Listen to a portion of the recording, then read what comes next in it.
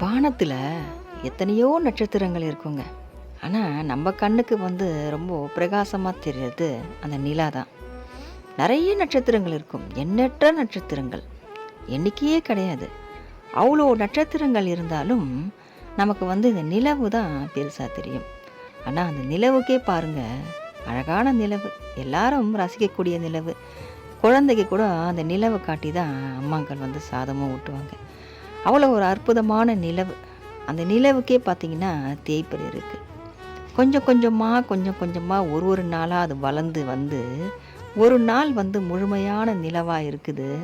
ஆனால் மறுநாளே பார்த்திங்கன்னா அது தேய ஆரம்பிச்சிடுது. கொஞ்சம் கொஞ்சமாக தேஞ்சு ஒரு நாள் அந்த அமாவாசை என்ற ஒரு நாளில் அது காணாமலும் போயிடுது.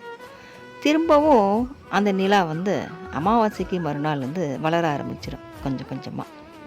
அப்போ பாருங்கள், அந்த அற்புதமான நிலவுக்கே தேய்பிறை ஏற்றத்தாழ்வுகள் இருக்குது.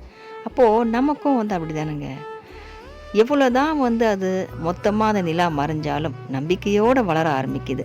அது மாதிரி தான் நம்மவும் எவ்வளோ பிரச்சனை இருக்கலாம், கஷ்டங்கள் இருக்கலாம், கண்ணீர் இருக்கலாம், வேதனைகள் இருக்கலாம், பிரிவு இருக்கலாம், நமக்கு வறுமை நம்மளை துரத்தலாம்.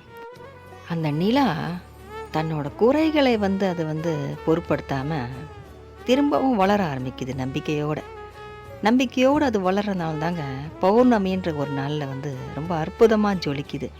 அந்த பௌர்ணமின்ற ஒரு நாள் எல்லா கடவுளுக்கும் ரொம்ப உகந்த நாள்னு சொல்கிறாங்க. அந்த பௌர்ணமினாலே எல்லாருக்கும் ரொம்ப பிடிச்ச நாளாக இருக்குது. ரொம்ப வளர்ச்சியை கொடுக்கக்கூடிய ஒரு நாளாகவும் இருக்குது. நம்ம சிவன் தந்தை கூட பார்த்திங்கன்னா அந்த நிலாவை தலையில் சுமந்துட்டுருப்பார். அந்த மாதிரி நிலா ஒரு அற்புதமான நிலா. அந்த நிலாக்கே ஒரு குறைபாடுகள் இருக்கும் போது மனுஷனாக நம்ம பிறந்திருக்கோம். நமக்கும் சின்ன சின்ன குறைபாடுகள் இருக்க தாங்க செய்யும்.